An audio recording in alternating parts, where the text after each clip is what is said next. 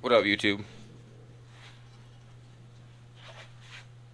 You see all this stuff all over this thing?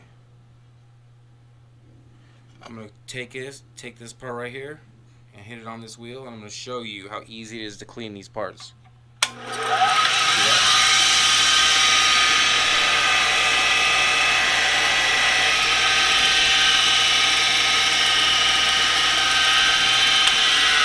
That was one pass, and it already looks brand new.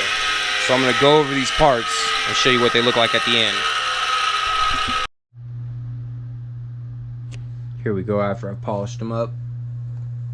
They're going to look really good going back on the bike.